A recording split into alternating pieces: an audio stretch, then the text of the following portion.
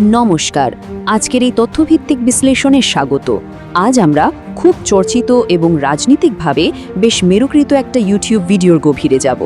ভিডিওটিতে পশ্চিমবঙ্গের রাজনৈতিক আর অর্থনৈতিক ভবিষ্যৎ নিয়ে বেশ কিছু বড়সড় দাবি করা হয়েছে। বলে রাখা ভালো, আমাদের আজকের উদ্দেশ্য কিন্তু কোনো রাজনৈতিক পক্ষ নেওয়া নয়, বরং অত্যন্ত নিরপেক্ষভাবে সেই ভিডিওর মূল দাবি আর তথ্যগুলোকে বিশ্লেষণ করা। তো চলুন শুরু করা যাক এবং দেখা যাক এই ভিডিওটির আখ্যানে ঠিক কি তুলে ধরা হয়েছে। পুরো বিষয়টাকে সহজে বোঝার জন্য আজকের এই আলোচনাকে আমরা মূলত 6টা ভাগে ভাগ করেছি। 1. ভিডিওটির মূল ভিত্তি। 2. অর্থনীতি ও শিল্প সংক্রান্ত দাবি। 3. অভিবাসন ইস্যু। 4. আইন শৃঙ্খলা। 5. ইউপি মডেলের বিশ্লেষণ এবং সবশেষে বাংলার জন্য তাদের প্রস্তাবিত কৌশল। এই কাঠামোর মধ্যে দিয়েই আমরা সম্পূর্ণ বিষয়টা নিরপেক্ষভাবে বোঝার চেষ্টা করব। তো চলুন প্রথম ভাগ দিয়ে শুরু করা যাক। মূল ভিত্তি বা পরিবর্তনের জোরালো দাবি। ভিডিওটির একদম গোড়ার কথা হলো, বর্তমান প্রশাসনের অধীনে গত 15 বছরে রাজ্যটির সার্বিক অবনতি ঘটেছে, আর তাই এখন একটা সম্পূর্ণ নতুন শাসন কাঠামোর প্রয়োজন।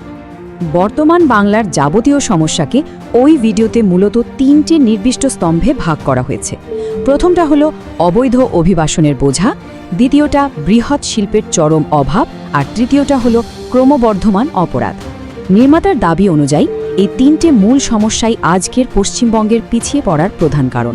পরবর্তী ভাগগুলোতে আমরা দেখব কিভাবে এই প্রতিটি সমস্যাকে সেখানে ব্যাখ্যা করা হয়েছে। এবার আসা যাক দ্বিতীয় পর্বে, অর্থনীতি এবং শিল্পায়ন হ্রাসের আখ্যান। ভিডিওটিতে মূলত একটা ডি-ইন্ডাস্ট্রিয়ালাইজেশন বা শিল্প হ্রাসের ছবি তুলে ধরা হয়েছে। দাবি করা হয়েছে যে একটা নির্দিষ্ট শিল্প বিরোধী মানসিকতাই বছরের পর বছর ধরে রাজ্যের অর্থনীতিকে ক্রমশ দুর্বল করে দিয়েছে। একটু পরিসংখ্যানের দিকে যদি তাকানো যায়, তাহলে একটা স্পষ্ট তুলনামূলক চিত্র চোখে পড়বে।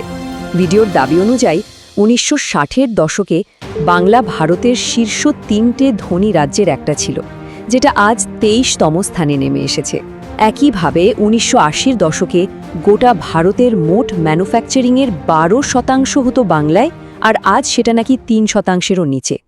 এই বিশাল পতনকে বোঝানোর জন্যই এই সংখ্যাগুলোকে ব্যবহার করা হয়েছে, যা একটা রাজ্যের স্বর্ণযুগ থেকে বর্তমান অবস্থার একটা নাটকীয় রূপান্তরকে নির্দেশ করে। এই শিল্প বিরোধী মানসিকতার চূড়ান্ত উদাহরণ হিসেবে ভিডিওটিতে সিঙ্গুরের টাটা ন্যানো কারখানার ঘটনাটাকে খুব জোরালোভাবে টানা হয়েছে। 2006 সালে কারখানার জন্য জমি বরাদ্দ হয়, কিন্তু এরপর ব্যাপক বিক্ষোভের জেরে 2008 সালে টাটা গোষ্ঠী বাংলা ছাড়তে বাধ্য হয়, আর এতে তাদের প্রায় 1500 কোটি টাকার বিশাল ক্ষতি হয় বলে দাবি করা হয়েছে। ভিডিওটির আখ্যান বলছে, এই একটা ঘটনায় বিশ্বব্যাপী বিনিয়োগকারীদের কাছে বাংলার ভাবমূর্তি চিরতরে নষ্ট করে দেয়। আর ঠিক এর কয়েক বছর পর 2011 সালে এই আন্দোলনের ওপর ভর করে বর্তমান শাসক দল ক্ষমতায় আসে। অর্থনীতির কথায় আরেকটা খুব গুরুত্বপূর্ণ পয়েন্ট হলো রাজ্যের বাজেট।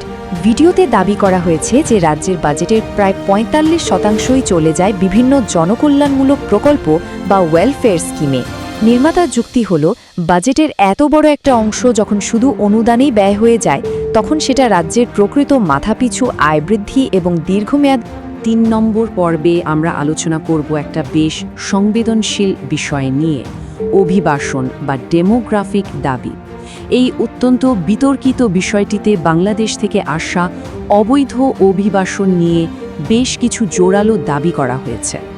এখানে একটা বেশ অদ্ভুত বৈপরীত্য তুলে ধরা হয়েছে। দেখুন, পরিসংখ্যান বলছে পশ্চিমবঙ্গের প্রজনন হার বা ফার্টিলিটি রেট মাত্র 1.6, যা জাতীয় গড় 2.1-এর চেয়েও বেশ কম। সহজ কথায়, জনসংখ্যা স্থিতিশীল রাখতে যে ন্যূনতম জন্মহার প্রয়োজন, বাংলা তার চেয়েও নিচে আছে। কিন্তু তা সত্ত্বেও রাজ্যের মোট জনসংখ্যা অত্যন্ত দ্রুত গতিতে বাড়ছে। ভিডিওটির নির্মাতা এই ডেটা ব্যবহার করে এই সিদ্ধান্তে এসেছেন যে এই জনসংখ্যা বৃদ্ধির একমাত্র কারণ হল সীমান্ত পেরিয়ে আসা অবৈধ অভিবাসন। এই সমস্যার সমাধানে ভিডিওটিতে বেশ কিছু চরম এবং নির্দিষ্ট পদক্ষেপের প্রস্তাব দেওয়া হয়েছে। প্রথমত, কাঁটা তারের বেড়া এবং টহলদারি বাড়ানোর কথা বলা হয়েছে। দ্বিতীয় প্রস্তাবটি সত্যি বেশ অভাবনীয়। যেসব জলপথে বেড়া দেওয়া সম্ভব নয়, সেখানে কুমির এবং বিষধর সাপ ছেড়ে রাখার কথা বলা হয়েছে, যাতে অনুপ্রবেশ আটকানো যায়।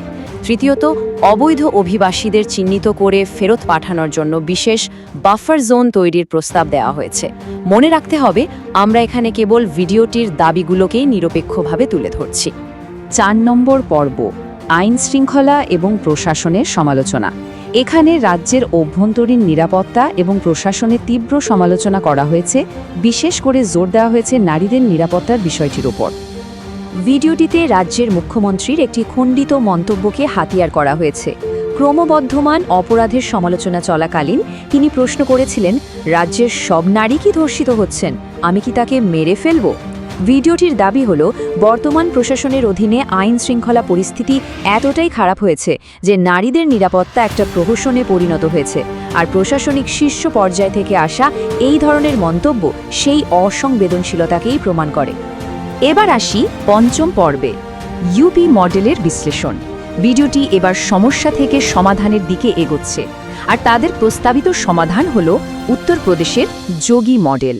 দাবি করা হয়েছে 2017 সালের আগে উত্তরপ্রদেশের অবস্থাও নাকি আজকের বাংলার মতোই ছিল, কিন্তু বর্তমানে সেটা সম্পূর্ণ বদলে গেছে।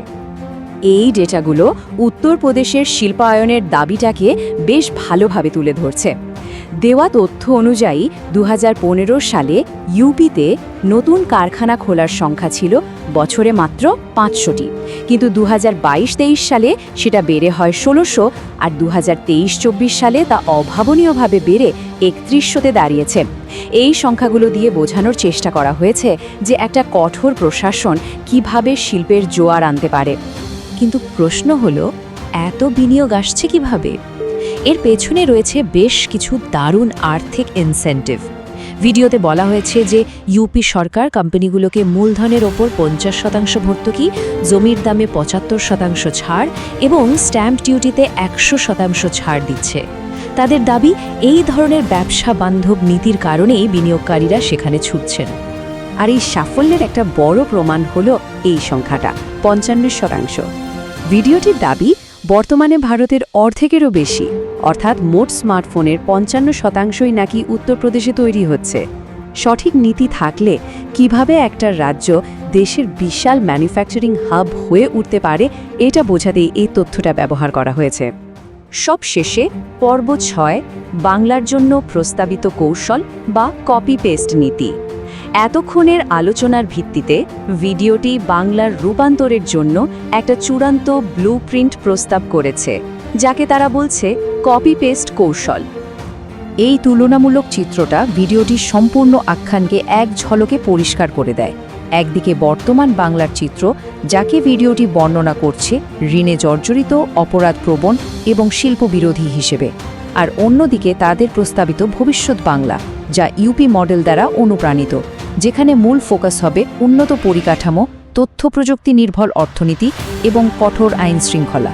ভিডিওটির মূল কথা হলো, ইউপির নীতিগুলোকে হুবহু বাংলায় কপি পেস্ট করলেই এই অভাবনীয় পরিবর্তন সম্ভব। পুরো বিশ্লেষণটা তো দেখলাম, কিন্তু শেষে একটা বড় প্রশ্ন থেকেই যায়। একটা নির্দিষ্ট অঞ্চলের অর্থনৈতিক আর নিরাপত্তা মডেল কি সত্যি ভৌগোলিক, সাংস্কৃতিক এবং সামাজিকভাবে সম্পূর্ণ ভিন্ন অন্য একটা রাজ্যে হুবহু কপি পেস্ট করা সম্ভব? প্রতিটি রাজ্যেরই তো নিজস্ব কিছু গভীর বাস্তবতা থাকে, তাই না? এই প্রশ্নটি সবার ভাবনার জন্য রইল। আশা করি আজকের এই বিশ্লেষণটা চর্চিত ওই ভিডিওর দাবিগুলোকে স্পষ্টভাবে বুঝতে সাহায্য করেছে। আজকের মতো এখানেই শেষ করছি। ভালো থাকবেন।